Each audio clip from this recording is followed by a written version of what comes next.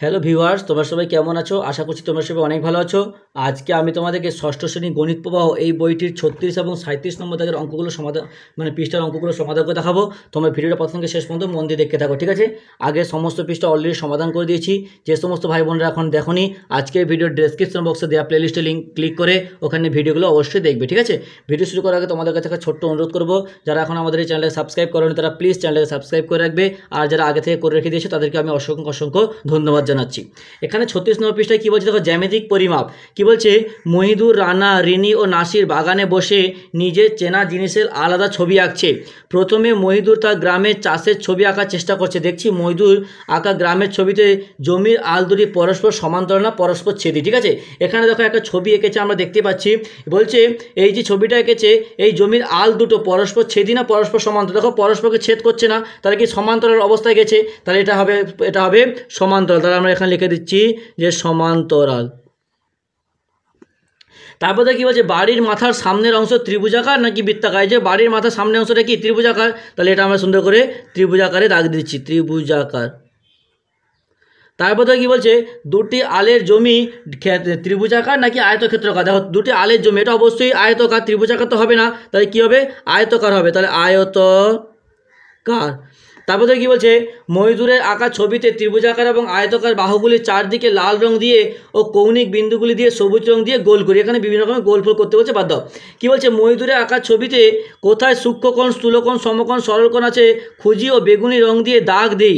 দেখছি ত্রিভুজাকার চিত্রে ড্যাশটি কোণ আছে। দেখো ত্রিভুজাকার যে চিত্র আছে এখানে কটি কোণ? ত্রিভুজাকার 1 2 3 তিনটি কোণ, তাহলে তিনটি কোণ আছে। দেখো সূক্ষ্মকোণ, স্থূলকোণ, সমকোণ। সূক্ষ্মকোণ কাকে বলে আমরা জানি যে 90 ডিগ্রি অপেক্ষা ছোট কোণকে সূক্ষ্মকোণ বলে, 90 ডিগ্রি থেকে ছোট 180 ডিগ্রি থেকে 90 ডিগ্রি থেকে বড় 180 ডিগ্রি থেকে ছোট কোণকে স্থূলকোণ বলে, আর 90 ডিগ্রিকে সমকোণ বলে। এক সমকোণ সমান 90 ডিগ্রি আর এক সরলকোণ সমান 180 ডিগ্রি, এগুলো আমরা জানি।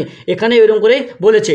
কি বলছে নেক্সট, বলছে কিন্তু রানার ছবিতে কতগুলো ড্যাশ বৃত্তাকার ত্রিভুজাকার চিত্র দেখছি। রানার ছবি আঁকা ছবির মতো আমিও গোলাকার ছবি দিয়ে কিছু তৈরি করার চেষ্টা করি।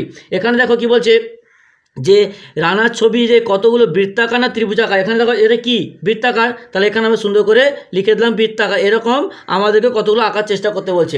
তারপরে কি বলছে, রিনির আঁকা ছবির মধ্যে কৌণিক বিন্দু, রেখাংশ এবং বিভিন্ন কোণ একইভাবে চিহ্নিত করি। কোথায় সূক্ষ্মকোণ, কোথায় সমকোণ, কোথায় স্থূলকোণ, কোথায় সরলকোণ খুঁজি ও আলাদাভাবে লিখি। এক্ষুনি আমি তোমাদেরকে বললাম যে সমকোণ সরলকোণ মানে কাকে বলে, এক্ষুনি বললাম, ঠিক আছে? এইরকম টাইপের, এটা কিছু না, জাস্ট একটু ভালো করে অঙ্কটা দেখো, বুঝো, তাহলেই হবে।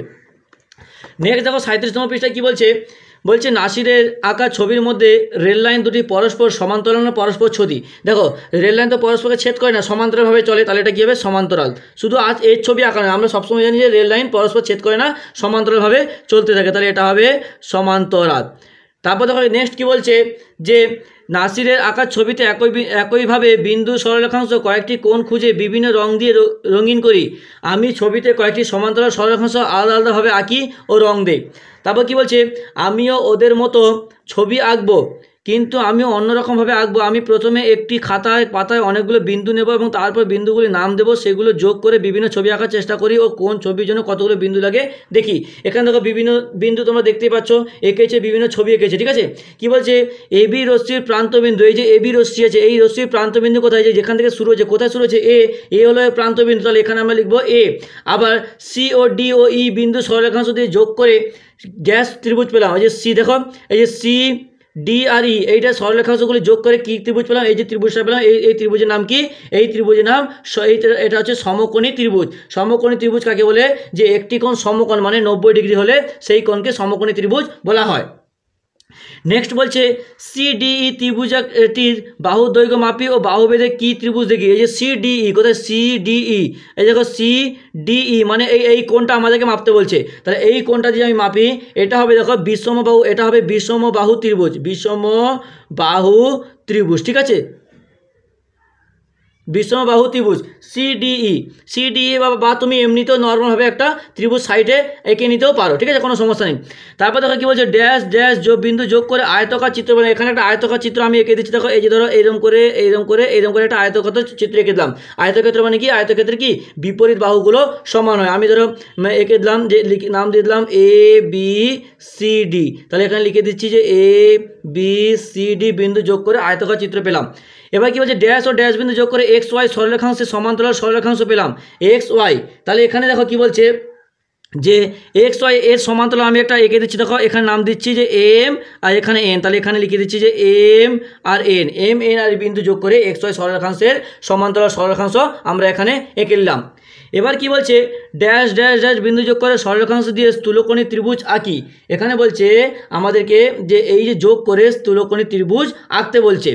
স্থূলকোণী ত্রিভুজ আঁকি, কি বলছে ড্যাশ ড্যাশ ড্যাশ বিন্দু যোগ করে সরলরেখাংশ দিয়ে আমরা স্থূলকোণী ত্রিভুজ আঁকি ও এই স্থূলকোণী ত্রিভুজের বাহুগুলি দৈর্ঘ্য মাপি, ত্রিভুজটি বহুভেদে ড্যাশটি ড্যাশ ত্রিভুজ। ঠিক আছে, তাহলে এখানে দেখো আমি এখানকার ত্রিভুজ একটা এঁকে দিচ্ছি। দেখো আমি ধরো এখানে একটা ত্রিভুজ আঁকছি, দেখো তোমাদের এই যে এরকম করলাম, এরকম করলাম, এখান থেকে একটা যোগ করে দিলাম। ঠিক আছে, আমি ধরো নাম দিয়ে দিলাম যে L M N, L M N, তাহলে এটা নাম দিয়ে দিচ্ছি যে এল এম এন।